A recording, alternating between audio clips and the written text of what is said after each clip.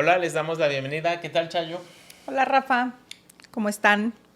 Esperemos que estén bien.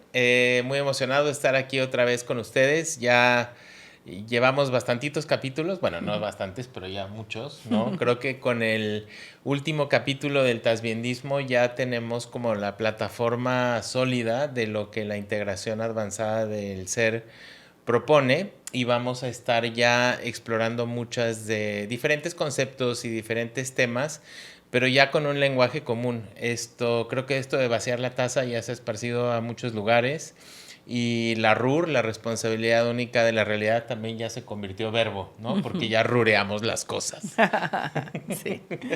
Así que mucho en el espíritu de lo que nosotros proponemos, hoy queremos tocar un tema importante porque si lo viéramos desde una perspectiva, todos tenemos un lado de energía yang o masculino o la cabeza o la razón y todos tenemos un lado de energía yin o femenino o la emoción y es importante o para un proceso de integración todos tenemos que equilibrar estas dos partes de nosotros y lo más importante, ya que están equilibradas, ponerlas en acción. Entonces, hoy quisiéramos hablar con ustedes de la inspiración que hemos recibido de estos, precisamente de estos dos temas, de la parte emocional, de la parte racional y del ponerlo en acción equilibradamente con figuras históricas de calibre espiritual que para nosotros han sido importantes. Sí, pues podemos empezar. Ajá. Empieza. Sí, bueno, vamos a ponerlo, yo creo que empezaremos en orden, vamos a empezar con el primero, después el último y luego a la mitad, ¿no? Ok.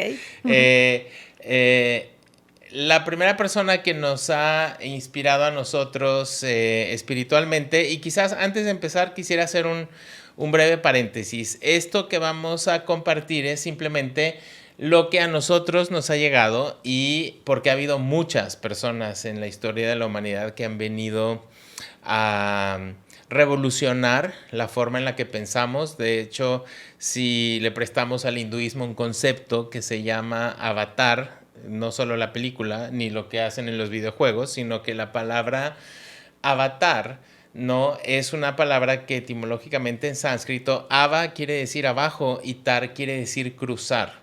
Y se usa generalmente en el contexto de que en el hinduismo que hay tres fuerzas que están siempre trabajando, que es la fuerza que crea, la fuerza que sostiene y la fuerza que conserva, ¿no? Que es Brahma, Vishnu y Shiva, perdón, que transforma la última, Shiva. Esta fuerza que conserva, que se llama Vishnu, tiene que, entre comillas, encarnarse cada vez que, muy parecido a como el celular tiene que actualizar el software, ¿no? Muchas veces el software de la cabeza de toda la humanidad necesita actualizaciones y se dice que viene una persona que funciona como avatar para venir como a corregir o actualizar o a darle una nueva perspectiva a las ideas que están prevaleciendo en ese momento, ¿no? Entonces, desde ese punto de vista, pues ha habido muchos y hay todavía muchos avatares en este planeta que están trabajando en ese estilo. Entonces, tres de estos, aparte de muchas otras personas con las que hemos estudiado sus ideas, nos influyen, para nosotros han tenido un particular efecto y lo interesante creo que es que cada quien, o sea, mucho del espíritu de este capítulo es tratar de plasmar el hecho de que cada camino de integración es particular, que las ideas, las imágenes, las formas en las que se transmiten son muy particulares porque todos tenemos diferentes aptitudes y formas de aprender, ¿no? Entonces, a nosotros nos interesa compartir la esencia de las diferentes ideas y en nuestra metodología que es muy práctica y muy sucinta y corta, creo que es muy amigable con cualquier tipo de creencia filosófica que tú tengas porque, como bien decimos, todo suma. Exacto. Ok. Entonces, bueno, volvemos al contexto, ¿no? La primera persona que a nosotros nos inspira es Siddhartha Gautama. Y Siddhartha Gautama es un príncipe que nació en la India, más o menos en el 570 antes de Cristo. Y algunos de ustedes quizás han oído de ellos, algunos no, pero de él después se convierte en lo que conocemos como el Buda, ¿no? Buda es una palabra en sánscrito que quiere decir despierto y en realidad es como un título, ¿no?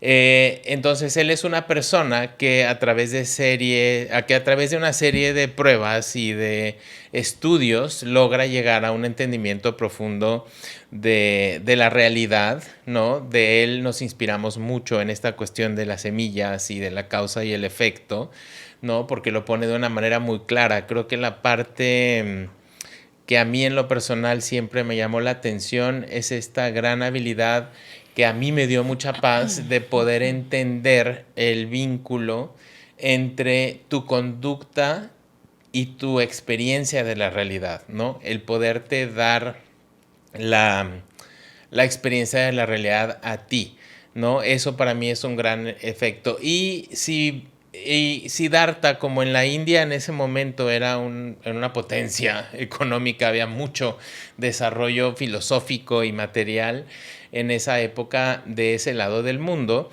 pues había estabilidad política y Siddhartha, al ser un príncipe, tenía mucho acceso a mucho estudio y muchos maestros porque en esas épocas en la India ya estaban debatiendo partículas atómicas y cosas por el estilo y las creaciones del universo y cómo se expande y cómo se contrae, cosas que ya ahora la física cuántica y la física también clásica se ponen a ver, ¿no? Entonces, él nos inspira porque Siddhartha habla en ese contexto en el que él creció, perdón, de una forma muy intelectual porque su audiencia requería que hiciera eso y más o menos en esta misma época pues están también muchos de los grandes filósofos griegos, o sea que ya en el inconsciente colectivo de la humanidad había mucho deseo de estar desmenuzando cosas e investigando que lo iremos viendo puede ser un arma de doble filo, ¿no? Porque claro que tenemos que entender la realidad,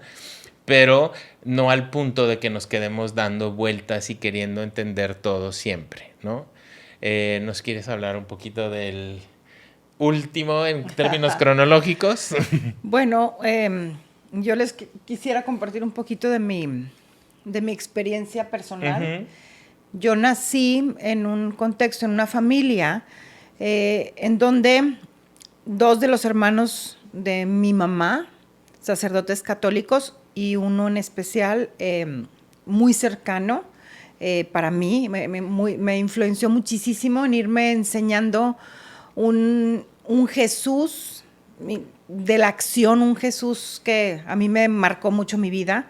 Me fue enseñando todo este camino del llevar a la acción todas las enseñanzas, del llevar a la acción el amor, de pensar en los demás. O sea, mi approach, digamos, a la religión fue un approach muy, muy, muy hermoso y me siento muy agradecida por eso, porque el impacto que en mi mente desde chica fui teniendo es un maestro que vino a enseñarnos a actuar en amor. Y conforme fui creciendo en la vida, me fui enamorando cada vez más de Jesús de Nazaret, que se convirtió en el Cristo, que fue Dios hecho hombre. Y claro, quizá ese concepto, la palabra Dios es un concepto muy amplio y ya lo habíamos dicho en alguno de los podcasts anteriores.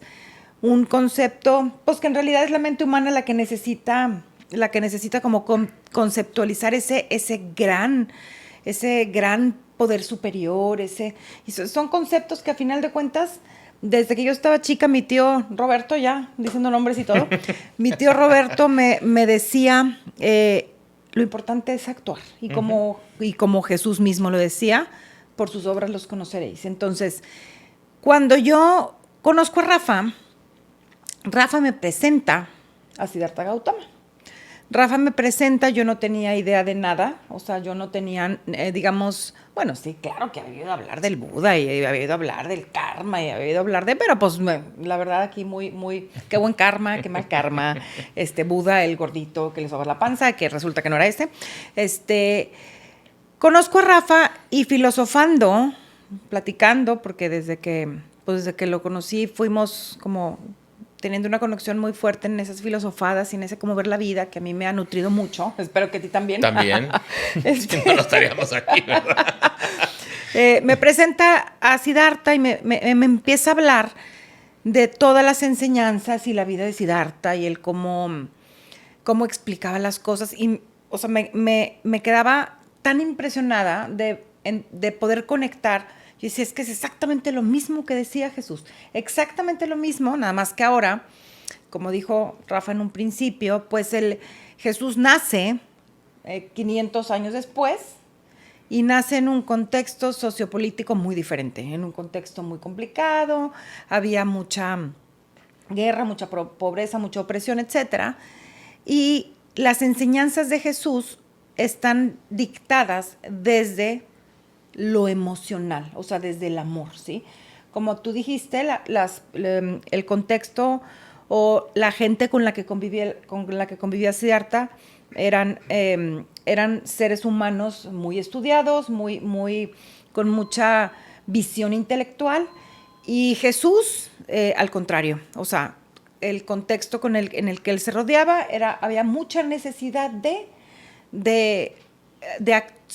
actuar desde el amor. Entonces me fueron cayendo muchos 20 en donde decía, wow, me quedaba impresionada diciendo, es que prácticamente Jesús y Siddhartha, sus enseñanzas son las mismas, nada más que Siddhartha enseña desde una perspectiva, mejor dicho, muy intelectual, y Jesús desde una manera muy emocional. Y nosotros creemos, corrígeme si te estoy embarrando en mis creencias, pero nosotros creemos que estamos en un punto maravilloso de la humanidad, sí, en donde ya tenemos el nivel de conciencia colectivo y el nivel cognitivo colectivo para poder integrar la parte intelectual con la parte emocional, las enseñanzas de Siddhartha y las enseñanzas de Jesús.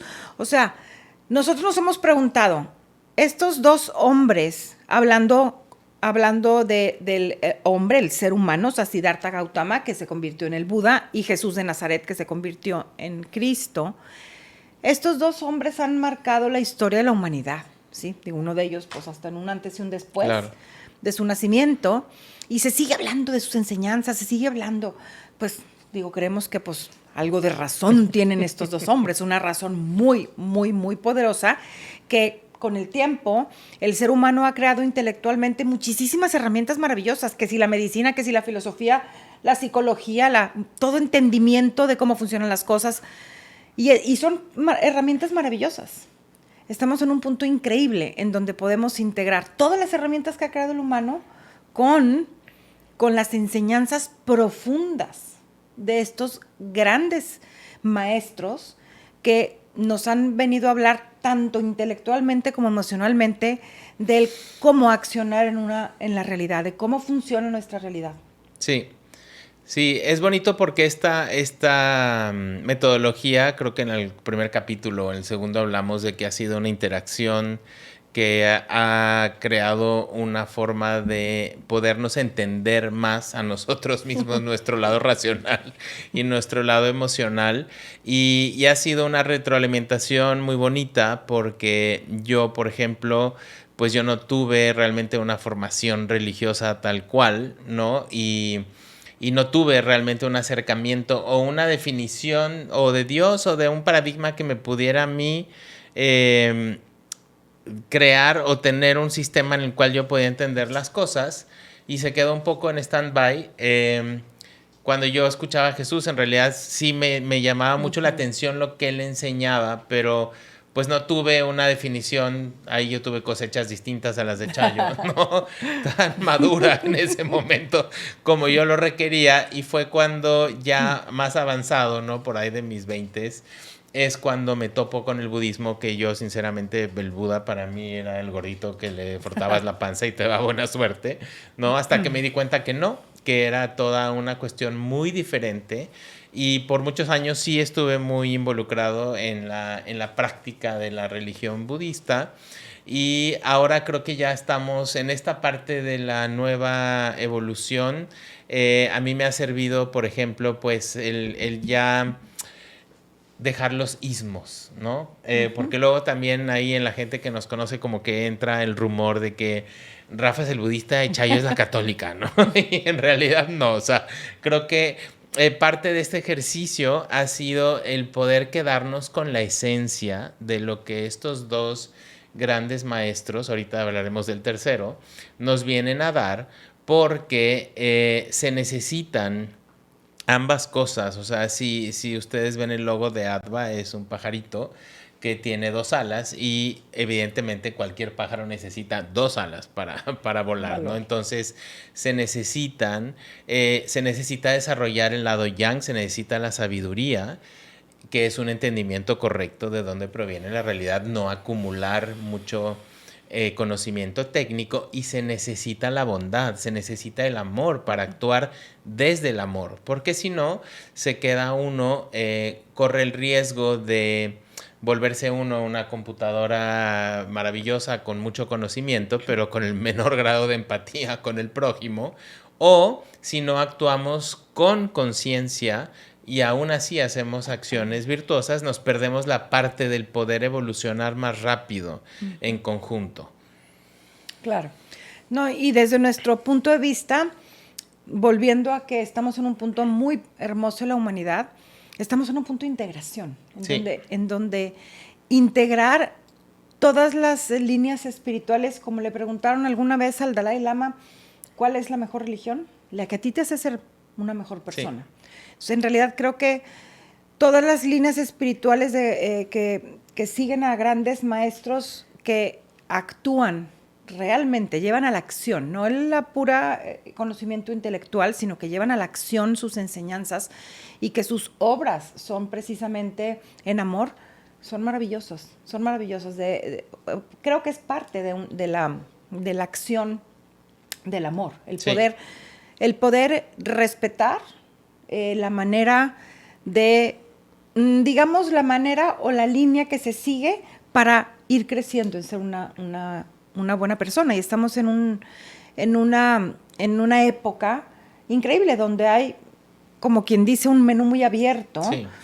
Que en lo que creo yo que sí hay que tener mucho, mucho, mucho cuidado y mucha congruencia es que lo que yo pienso y lo que yo creo lo lleve a la acción y que las acciones sean acciones virtuosas que me están llevando a crecer en amor y en actuar cada vez con más compasión, con más respeto, entendimiento, en más unión con los demás, independientemente de sus credos o de sus líneas.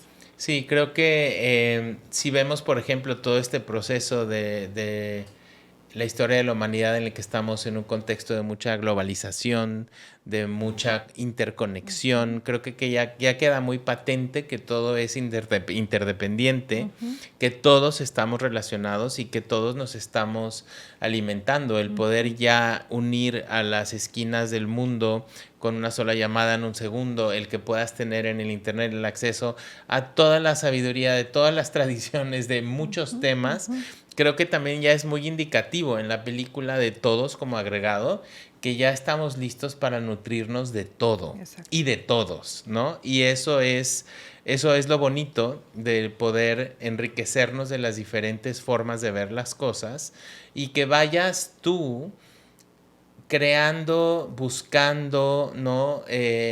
Lo que te ha servido. O sea, creo que es hacer una evaluación de la vida de cada quien, porque en este ejercicio de sincronicidad, ¿no? De este orden perfecto de todas las cosas, para algo está cada experiencia de tu vida. O sea, para algo has hecho esos cursos, para algo naciste en esa tradición en la que has nacido, en el país en el que naciste. Y creo que se trata de irse quedando como con un colador, ¿no? De las cosas que vayas pasando, para que vayas cirniendo y quedándote con todo lo bueno de las diferentes cosas, porque a final de cuentas cada uno de nosotros va a tener que crear su historia. Y su historia va a estar entintada de todas las experiencias y de todas las personas y las diferentes ideologías que has creado, para que al final el ismo que te va a funcionar va a ser como el rafismo y el chayismo, ¿no? Que va a estar plasmado con todas tus experiencias. Y lo bonito de ver, ¿no? Cuando puedes analizar y estudiar los diferentes caminos, por ejemplo, en el curso que damos de la integración avanzada del ser, que nos metemos a ver, por ejemplo, las pautas de conducta que se dicen en la Biblia, las pautas de conducta que el budismo propone, las pautas de conducta que se estudia en el yoga, por ejemplo, es prácticamente lo mismo, y esa es una maravilla de poder ver, ¿no?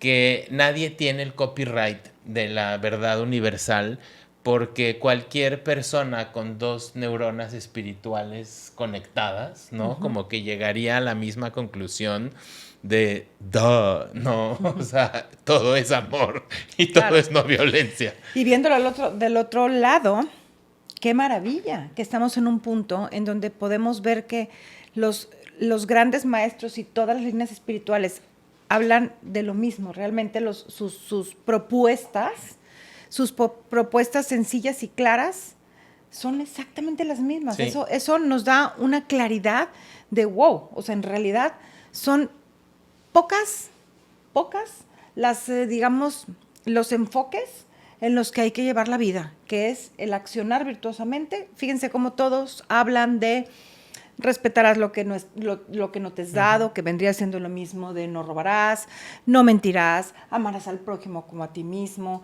El decir las acciones virtuosas hacia los demás te van a llevar a vivir una vida agradable, una vida, digamos, virtuosa. Si todos en realidad tenemos ahorita esa globalización en todos los sentidos en el mundo, y dentro de esa globalización existe ya cómo se están acercando los pilares de todas las grandes religiones o grandes filosofías de vida a podernos mostrar que hablan exactamente de lo mismo. Sí. Y también se ve en todos los grandes líderes religiosos cómo ahora hay esas juntas, esos concilios en donde se une el Papa con el Dalai Lama, con el del Islam, y se unen para realmente unir todas las fuerzas para como una humanidad integrada, sí, e ir creciendo, impactándonos unos a los otros. A mí se me hace algo sumamente hermoso. Sí, creo que es sumamente bueno eso también, porque cuando también las religiones, ¿no?, van a irse entrando al simposium, ¿no? Con la ciencia, claro, con el chamanismo, con la filosofía, con la medicina, con todo, vamos a poder ahí, creo, que armar nuestro paquetito, que eso nos trae también mucho, porque se estarán preguntando, ¿y quién es el tercero, verdad? Porque dijimos que había 3. Entonces, justo en el medio de ellos 2, cronológicamente hablando, más o menos como en el año 220 antes de Cristo, nace otro maestro en la India que se llama Patanjali, y a quizás, yo creo que si estuviera hoy vivo no tendría ni Instagram ni Facebook, ni estaría haciendo podcast, ¿no? Estaría como un poco low key, o tendría como un perfil muy bajo, porque mucha gente no lo conoce. Bueno, en la India sí, obviamente, ¿no? Pero mucha gente lo conoce a través del yoga, porque él es importante en el sentido de que nos inspira, porque si ya vimos que tenemos la parte racional, o el abordar las situaciones desde una parte racional, y después unirlo a la acción del amor, que eso es lo que básicamente Cristo viene a decir, actúa, o sea, en amor actúa, no te quedes dando vueltas. Creo que ese es el uno de los grandes mensajes patentes que da con su vida.